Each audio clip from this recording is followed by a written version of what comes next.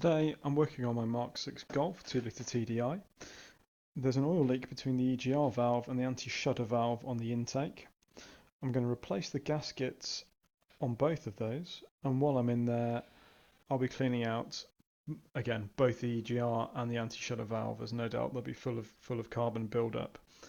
It was quite a fiddly job. I found it quite awkward to get the tools onto the heads of the bolts. There's not a lot of space around where you're working, and it's tricky to get the right angles because of the other components. I think overall it took me about an hour to get all the parts off, half an hour to clean the parts, and then probably about 40 minutes to refit the parts, as I know where everything goes now. I'll put the Torx specs for the bolts in the description for the video. I hope this helps if you have to clean or replace an EGR valve, or you have the similar leaking issue between the two components that I did. If you have a 1.6 TDI, I believe the EGR valve's actually on the EGR cooler on the back of the engine, so good luck with that. I think it's probably going to be a bit trickier than this one, but anyway, I hope this helps, and enjoy.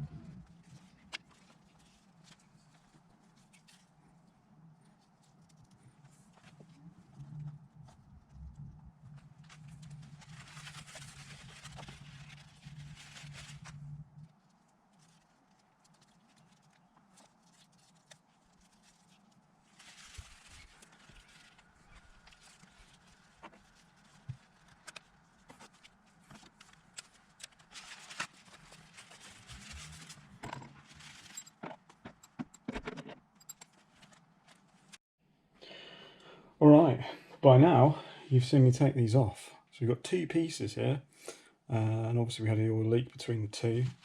So the first one, I believe, is what VW call anti-shudder valve. But as you can see, super oily, super gummy, and super not nice. So we're going to clean that one up. And the second piece is everyone's favourite EGR. Again, between the joint between the two, obviously failed, leaking oil out, and a normal amount of EGR crap in here as well. So let's give them a clean. So for the EGR, I think we'll try and scrape some of these deposits out because they're super gunky and can be quite difficult to remove chemically. So sometimes you do need some mechanical scraping.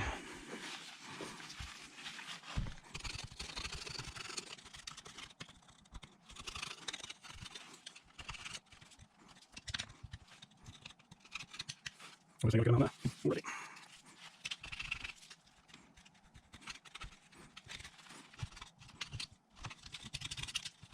Tasty. Yeah. Yep.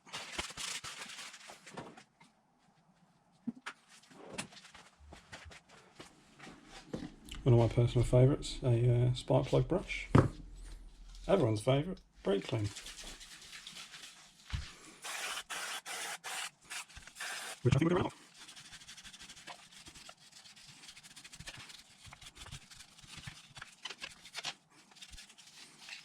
And we're not aiming for perfection here, we're aiming for improved.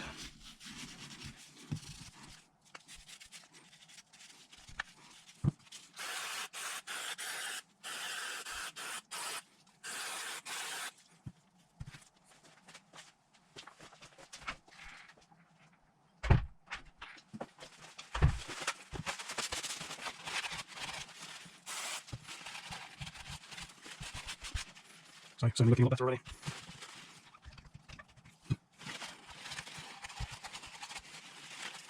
Yeah, let's go ahead. Swap this over from the new one.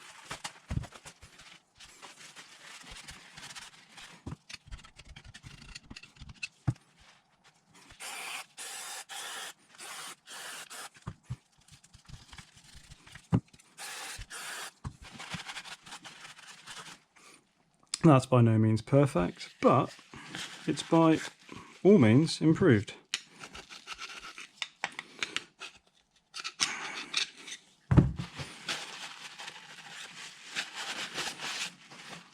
Now we'll just try and give the outside of the unit a bit of a clean up as well.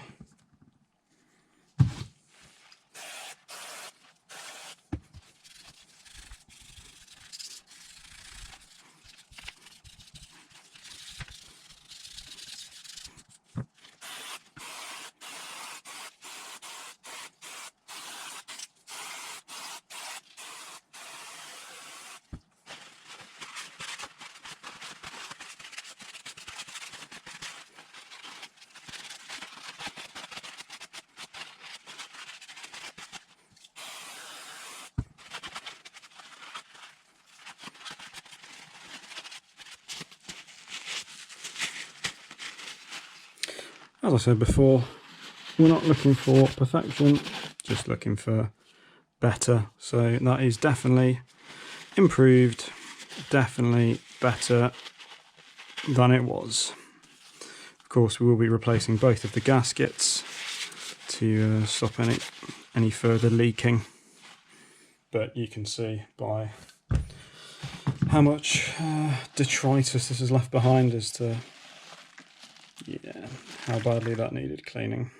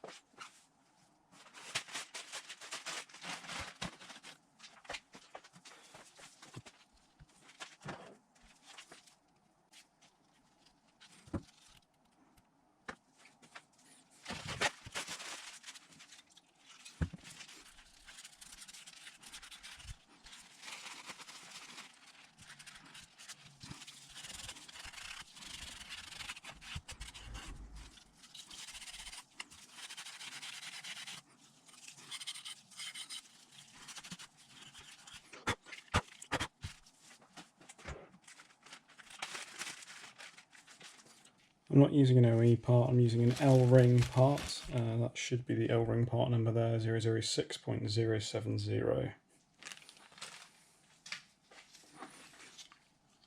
It's about the right size, so we're off to a good start.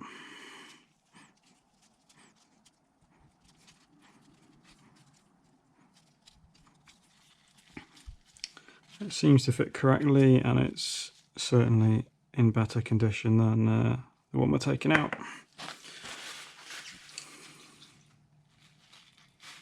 Let's clean up the surface. So we have one anti-shudder valve, not perfect, but better than, certainly better than when I took it off. So that should be ready to go back. Now let's finish cleaning up the EGR. Make sure these gasket mating surfaces are clean. So I like to use some Scotch-Brite, making sure we blow out any fibres. And then I also like to use a Stanley blade across a mating surface. You can see there it's taking some of the built up gunk off. It's important not to scratch the surface, so try and make sure you're running nice and parallel.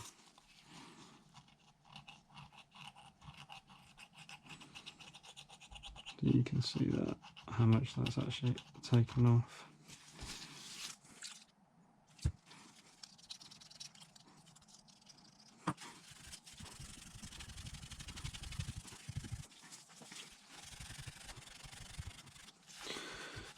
There's not much point doing this if you're not going to do it properly. So we'll try and give this the best chance of sealing.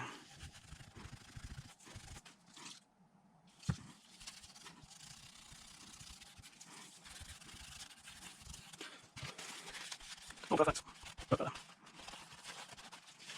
So now when this bolts to this, should give ourselves the best chance of that making a good seal.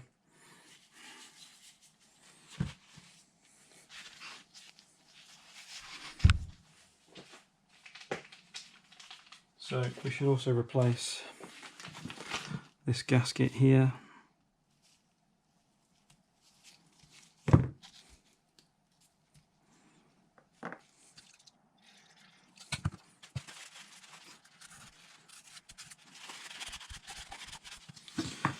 I don't need to clean these surfaces up because it's going to be proud, but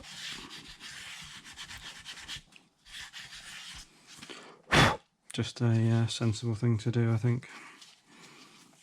Ideally, if we could get this in here, we'll clean out the track for the gasket to make sure everything seals as best as it can.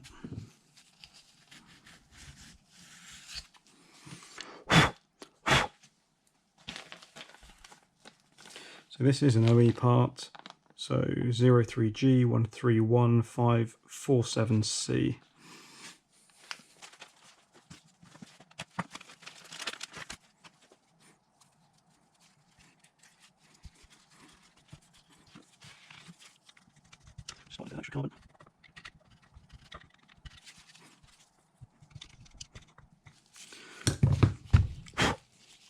Perfect.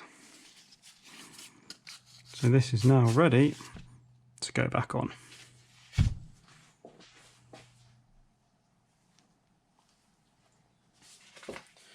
We've also got new gaskets for the EGR pipe, and we're also going to try an EGR restrictor to try and reduce the diameter and reduce the air going into the EGR. So that should sit on there and reduce the airflow. This is supposed to not cause a check engine light, but we'll see. If it does, we'll just take it back off. It's not expensive, but we'll give it a try.